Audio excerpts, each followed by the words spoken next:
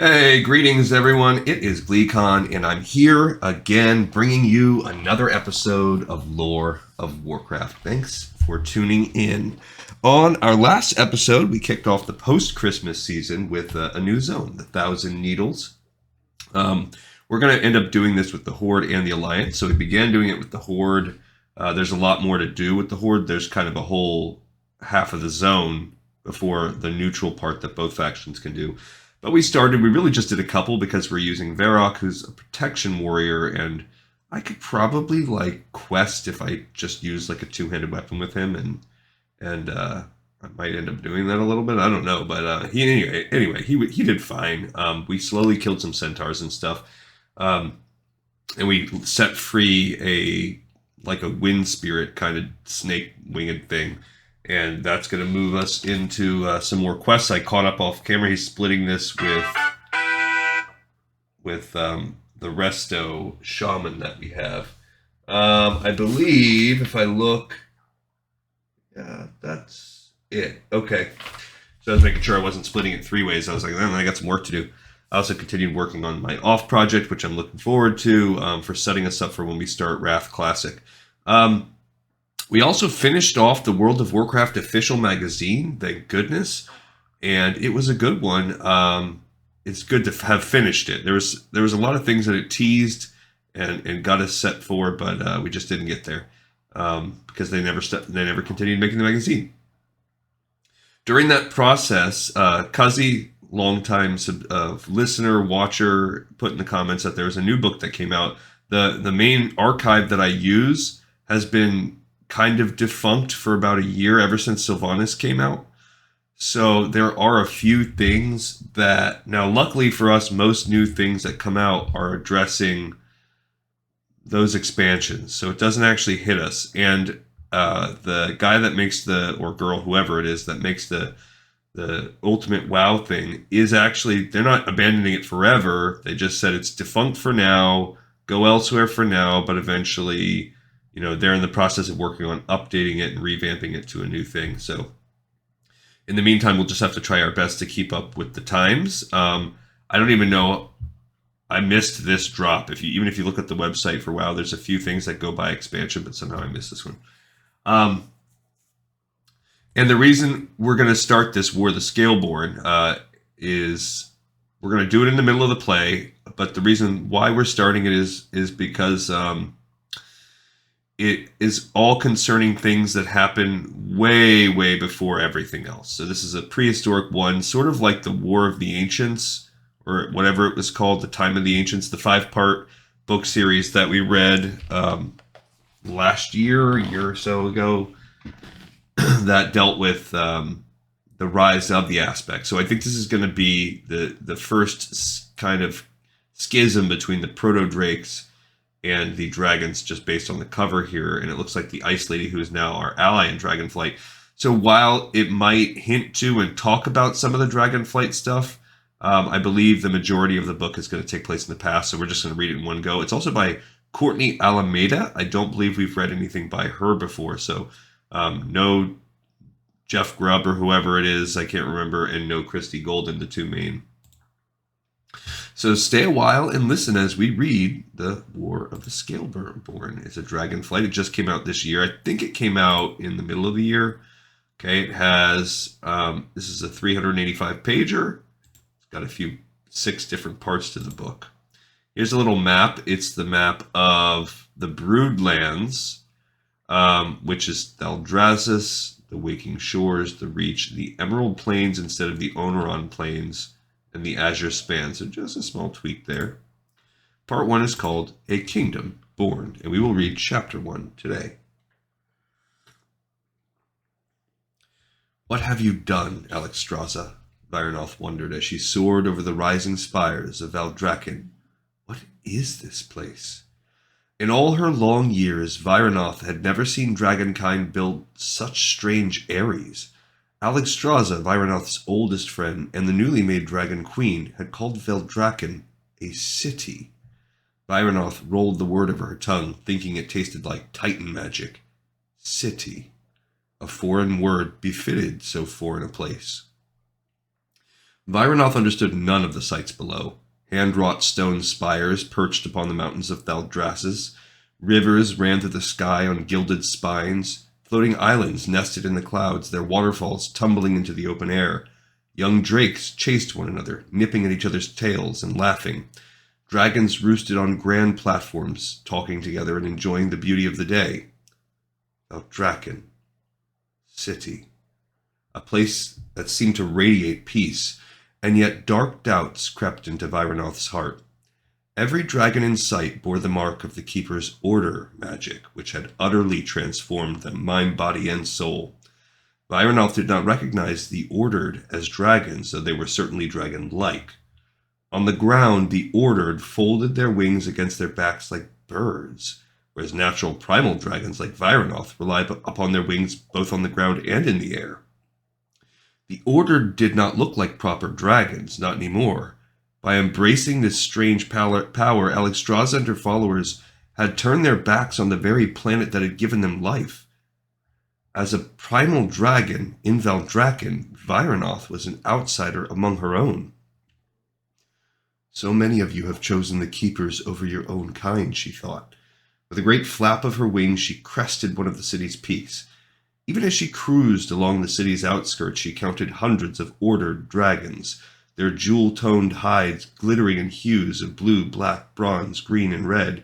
Each color represented one of the 5 dragon flights led by an individual dragon aspect.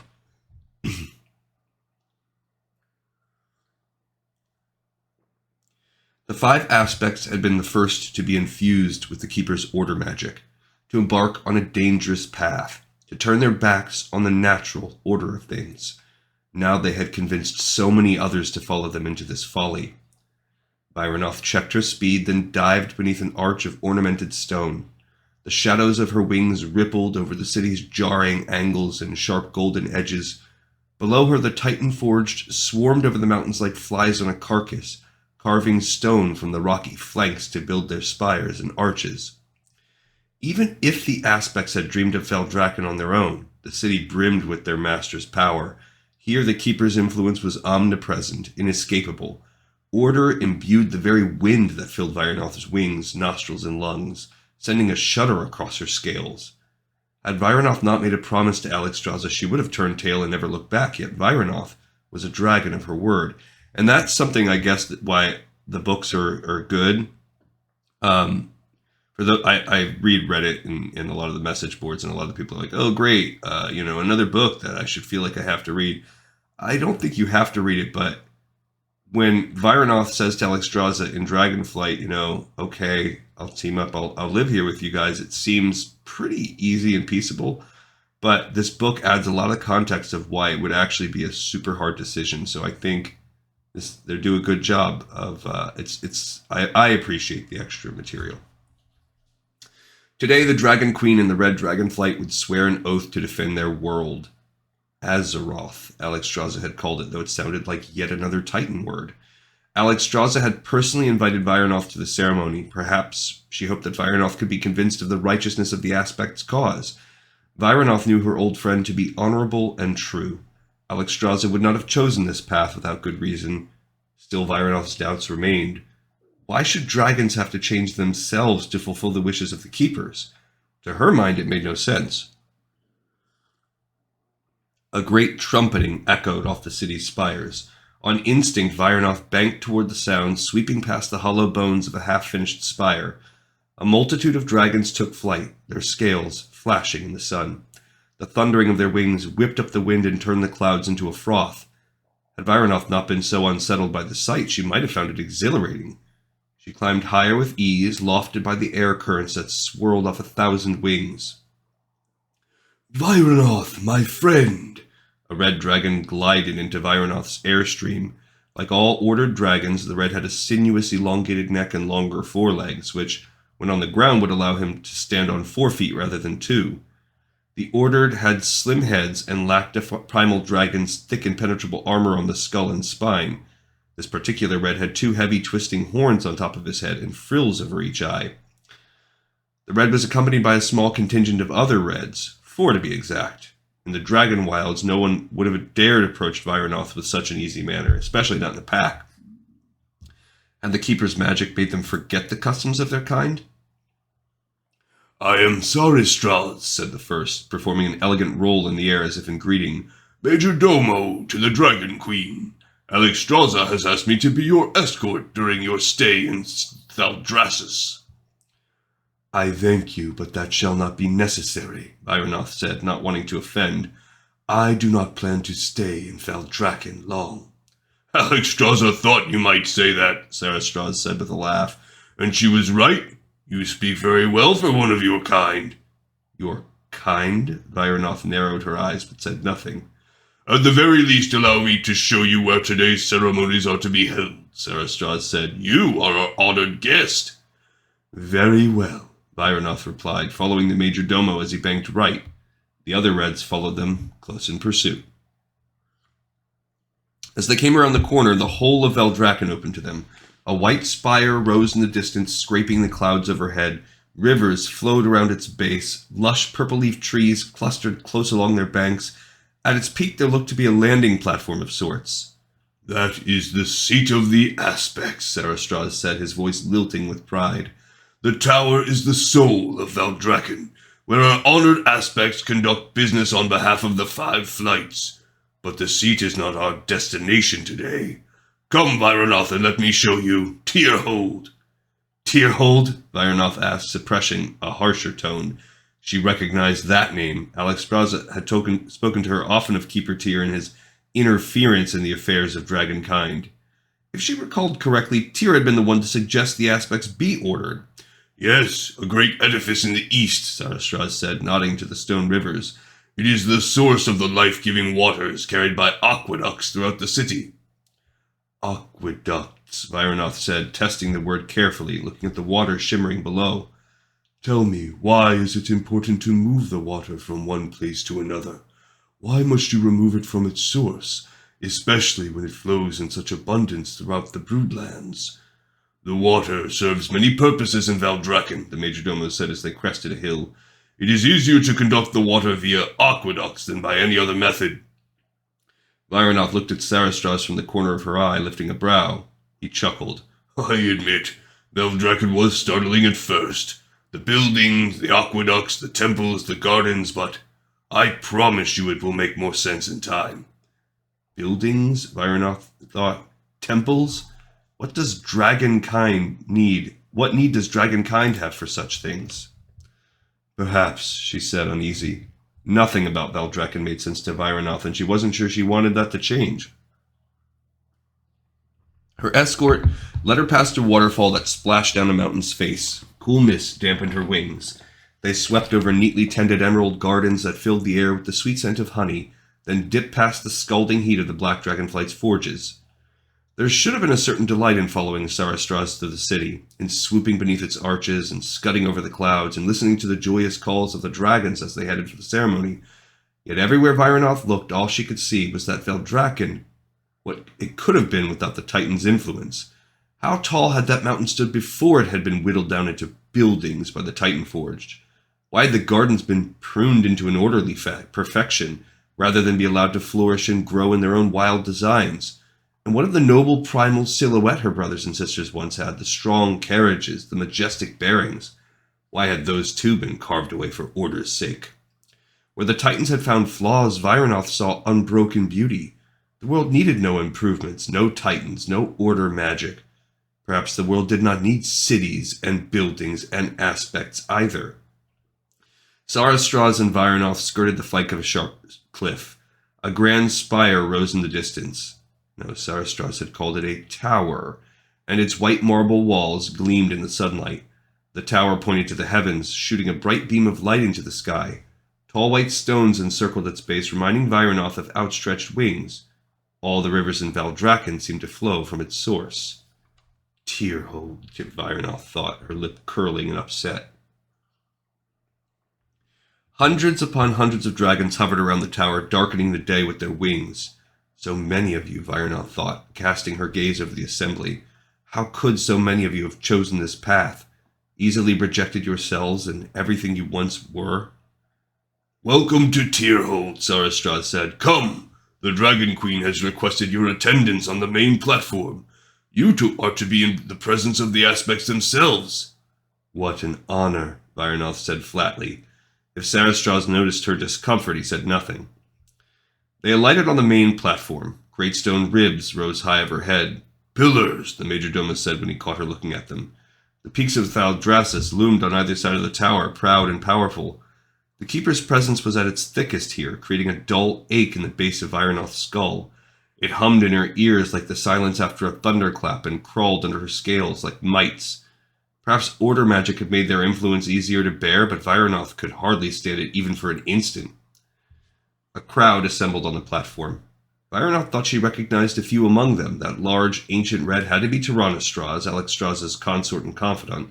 His brown scales were now the warm, brilliant color of heart's blood.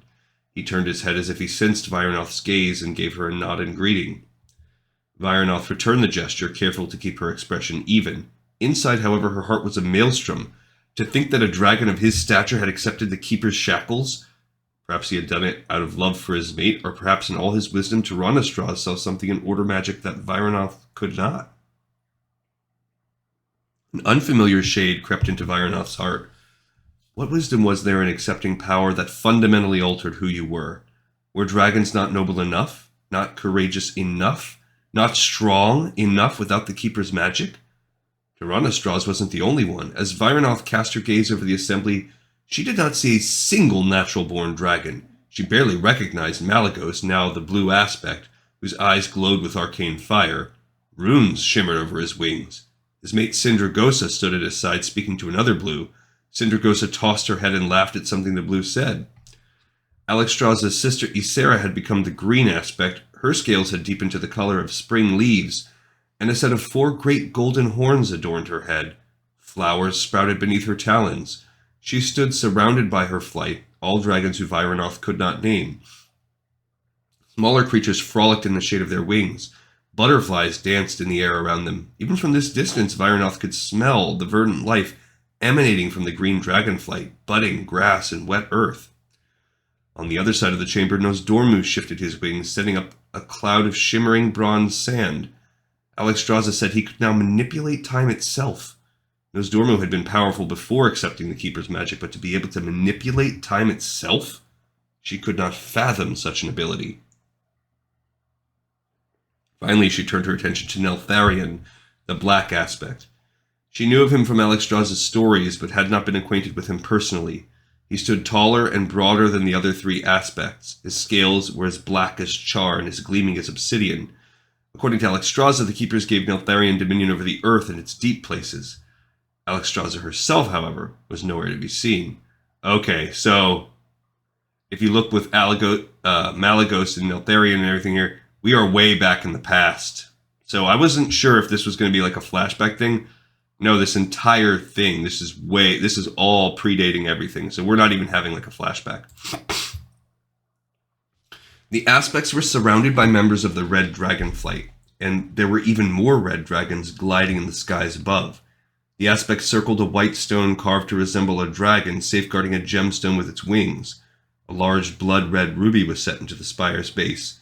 Even from where she stood, Vyranoth could sense the magic within the stone. "What is that object?" Vyranoth asked, nodding to the carving. "It is the Oathstone of the Red Dragonflight," Sarastraz replied. "Beautiful, is it not? Once empowered, it will become a symbol of our promise to defend Azeroth and all its denizens. The Red Dragonflight plans to house it at the Ruby Life Pools once we have finished their construction." Oathstone? Ruby Life Pools? Vyranoth wondered, cocking her head to look at the red. This was all so strange. The longer Vyranoth lingered in Valdrakken, the more unsettled she became. None of this seemed natural. How could Sarastraz follow the aspects so fully and unquestioningly? "Tell me, Sarastraz," Vyranoth asked, her throat dry. "Why did you choose to be infused with order magic?"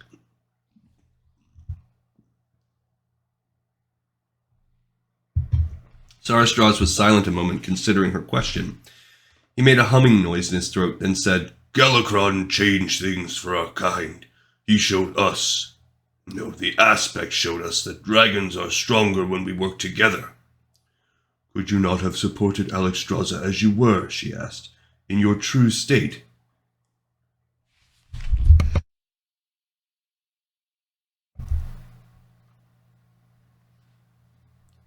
Sorry. I suppose, He smiled and spread his wings, gesturing to the dragons who filled the space around them. But I wanted to be a part of the Red Dragon Flight. I wanted to be something greater than myself. To witness the heights the aspects would help us reach. There is no higher calling in this world. Vyranoth's stomach churned, but she made no reply. Before she could ask anything further, a roar reverberated through the crowd. Movement drew her gaze to the tower's base. The doors of Tyrhold had been thrown open, and Alexstrasza stepped outside, her head high. Like the other aspects, she was wholly changed. Sunlight glinted off her gold-tipped horns. Her scales shimmered vermilion. Alexstrasza now walked on 4 feet with her wings tucked against her back, her movements swift and sure. Vyranoth could still see hints of her own old friend under the ordered exterior. Alexstrasza had always emanated gentleness and kindness. Most dragons would find it difficult to match her grace and charisma. Her eyes glittered with a fierce, unyielding intelligence, but she was Alexstrasza. And yet she was not Vyranoth's Alexstrasza. She was the Lifebinder, the Dragon Queen, the Red Aspect, leader of the Red Dragon Flight. The thought drove shards of ice into Vyranoth's heart. A bipedal figure strode out with Alexstrasza, one who resembled the Titan-forged creatures who scurried about the city. This one, however, stood taller than the rest of the Titan-forged and wore garments of crimson and gold. One of his limbs gleamed silver in the light. Ah, Vyranoth thought, recalling the tales Alexstrasza had told her of Galakrond. That one is Keeper Tyr. She suppressed a growl. Tyr had ordered the aspects and charged them with the creation of the dragonflights. He had been the one to teach dragons about cities and buildings. No doubt Tyr had coerced Alexstrasza into this ceremony. Why else would she need to make a public pledge to protect their world? Was her intention not enough? Were her sacrifices not enough? Alexstrasza halted before the oath stone, spreading her wings in welcome. Greetings, my friends. Full glad am I to see you all assembled on such a momentous occasion. A great cheer resounded through the skies and shook the stones beneath Vyranoth's feet. It echoed off the peaks of Valdrakken in a rising chorus. I extend a hearty welcome to my fellow aspects and their flights this day, Alexstrasza continued, and I am thankful that our benefactor Tyr has joined us for this event. More cheers. This time Sarastraz lifted his head and added a bugling call to the celebration. Today the Red Dragonflight will be the first to make a sacred pledge, Alexstrasza said. As we empower the oathstone of our flight, we swear to protect and defend this world from harm, not just to Azeroth itself, but also to the Keepers. Alexstrasza nodded to Tyr and to one another. In the coming days, the dragons of the green, black, blue, and bronze flights will hold similar ceremonies and empower the oathstones that their flights have created. This is madness, Vyranoth muttered under the dragon's joyful shouts. In her heart of hearts, she wanted to rush to Alexstrasza and beg her to reconsider her actions. She wanted to bristle her mane and chase Keeper Tyr out of the Broodlands. She wanted to call out to the assembly and have them rend Tyrhold from the mountainside. But Vyranoth did none of these things. Alexstrasza had made her choice. The Dragon Queen approached the Red Dragonflight's oathstone with the Keeper. Now let us begin, she said, spreading her wings wide. The dragons in the chamber fell silent. I, Alexstrasza the Lifebinder, she began solemnly, aspect of the Red Dragonflight and Queen of the Five Flights, do so swear to defend Azeroth this day. The oathstone shot a beam of ruby-red light into the heavens. The light tinged the skies as with sunset, scattering pink and orange hues across the clouds. Dragons gasped in wonder. I charge the Red Dragonflight to protect all life, Alexstrasza said, her scales reflecting the oathstone's ruby glow.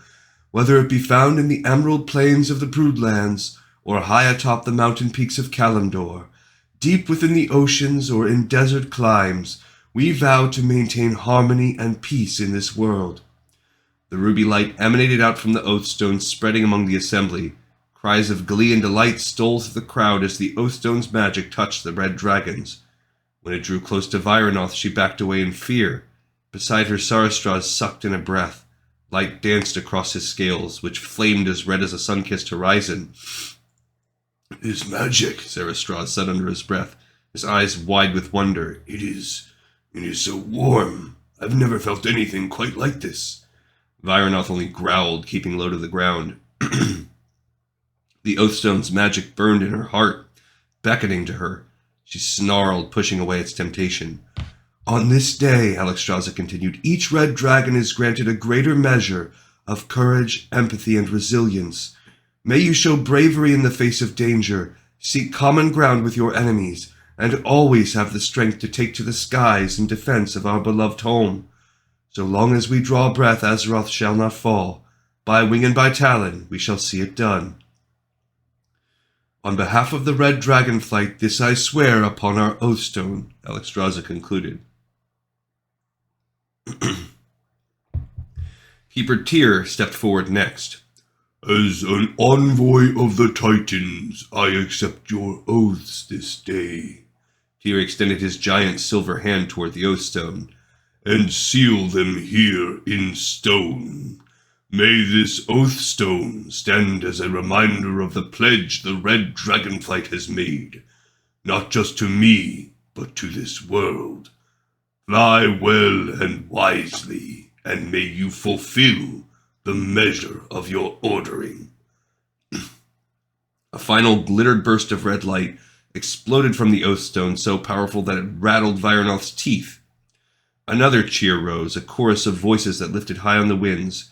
As the other aspects stepped forward to congratulate Alexstrasza, Vyranoth turned to Sarastraz, her stomach churning.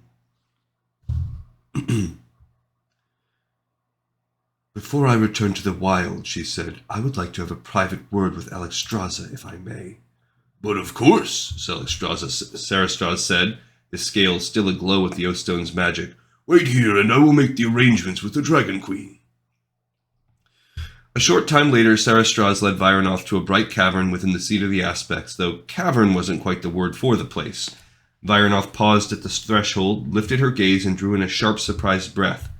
Never in her life had she seen such beauty.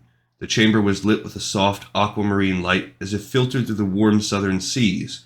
Two stone dragons reared before a stunning stained glass mural, Sarastraz's words, that portrayed a dragon in flight.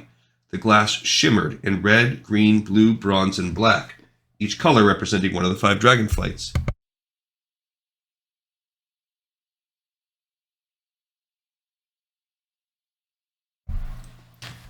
I must return to my duties, but Queen Alexstrasza will meet you here in the antechamber, Sarastraz said, almost by way of apology.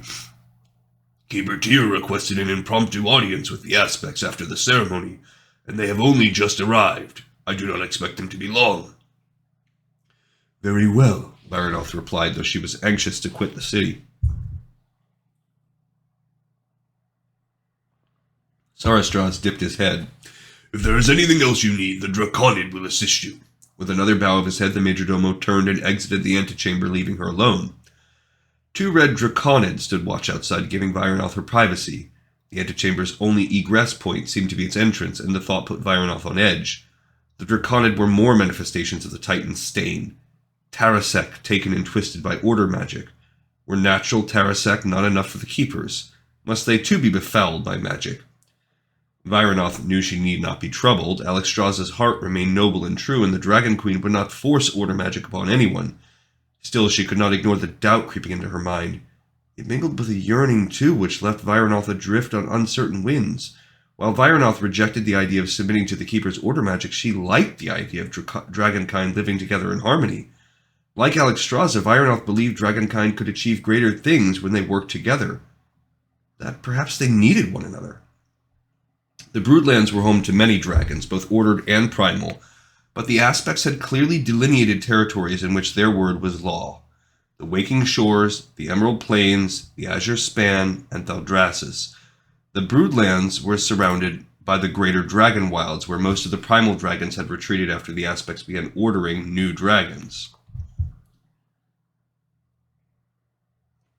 Much as Vyranoth did not mind this arrangement in theory, trusting the Keepers seemed like folly. Tyr had helped the aspects destroy Galakrond, but beyond this, Vyranoth had no reason to trust his motives.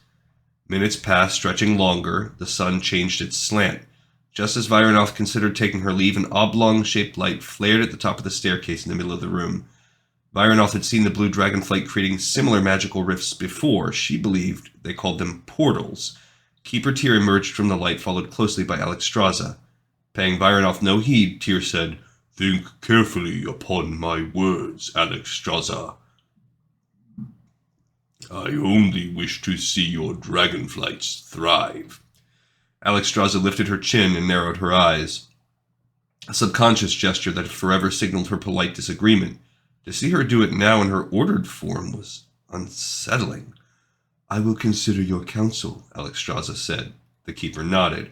"See that you do." Alexstrasza's eyes narrowed further as the keeper turned away. Vyranoth cocked her head, thinking, so the Dragon Queen appears to retain her free will, but the keepers still seek to exert control over her. What is it that Tyr wants Alexstrasza to do? "For now, I shall take my leave of Valdrakken," Tyr said, starting down the steps. "I will return when Neltharion and the Black Dragonflight are ready to empower their Oathstone." "Very well," Alexstrasza said. Keeper Tyr swept past Vyranoth, barely sparing her a glance. As soon as he was gone, Alexstrasza shed her solemnity. "Vyranoth!" she cried, bounding down the stairs. She pressed her cheeks to Vyranoth's. "Words cannot express how glad I am to see you, my friend. Thank you for coming." The joy in her voice melted the ice in Vyranoth's heart.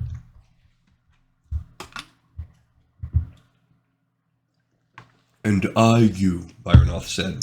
Alexstrasza still smelled like herself, at least, though there was a new underlying note that Vyranoth could not quite identify. To her palate, it seemed to be the scent of smoke and stardust, something not of their world. "Tell me, was your journey a good one?" Alexstrasza asked. "Have you eaten?" "The winds were calm. The broodlands have blossomed under your care." Alexstrasza beamed, her golden eyes glowing. "I would love to show you more. The gardens of Valdrakken, perhaps. Or perhaps the new construction on Neltharion's obsidian citadel. There are so many wonders to share. Give me but a moment to inform the other aspects, and then we can take flight." Before Vyranoth could muster an answer, Alexstrasza turned to the portal and started back up the stairs. "That will not be necessary," Vyranoth said, trying to take the cold bite out of her tone. Alexstrasza pivoted back to face her friend. "Whatever do you mean? I was hoping we might at least spend the afternoon together." "You know I treasure our friendship, Alexstrasza, but this..." Vyranoth trailed off, shaking her head. "If you have something to say to me, please continue." Alexstrasza used a hint of that same diplomatic, queenly tone she had used with the keeper. "You have always been my most honest and straightforward of friends, Vyranoth. You know you can be true with me." Vyranoth prided herself in her sincerity and forthrightness, but somehow this issue felt more fraught than most. To criticize order magic was to criticize Alexstrasza herself. Vyranoth needed to choose her next words carefully. She no more wanted to hurt her friend than she wanted to bend to the keeper's will.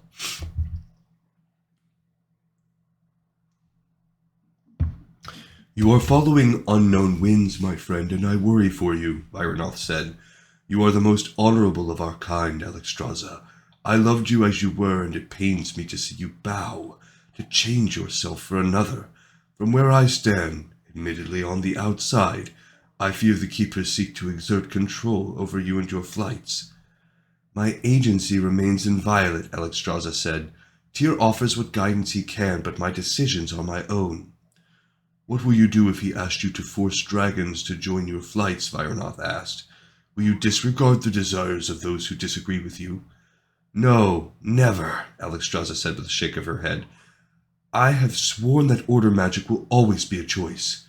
"Swear it to me, then," Vyranoth said. "Swear to me that you will never force a primal dragon to bow to the will of the keepers." Alexstrasza looked Vyranoth square in the eye. "I swear it." In all their long years of friendship, Vyranoth had never known Alexstrasza to lie. Deceit wasn't in her nature, and yet the Alexstrasza standing before Vyranoth today was not the same dragon who Vyranoth had known through the long ages. The keeper's magic altered Alexstrasza's physical form. Had it changed her integrity too? Would she, like her keepers, do anything to achieve her goals, even lie to one of her oldest and dearest friends? Vyranoth could not answer these questions. Only time could do that. "I trust you, Alexstrasza," Vyranoth said, leaning forward and pressing her forehead to her friend's. "But I do not trust your keepers." We've had a couple highlights there from other people reading this. And, yeah, this is setting up for obviously some kind of rift, probably, I'm guessing. I don't know. All right, so it's fun to be back reading another book. I miss doing this with you guys. Sorry for my voice today. Hopefully, as I continue to get over this cold, I'll be able to get back into the swing of it. And it's been a while since I've been doing voices, since we've been reading a lot of dry material levels. So bear with me. I hope you enjoyed it. And yeah, I look forward to seeing you all next time on the next episode of Lore of Warcraft. See ya.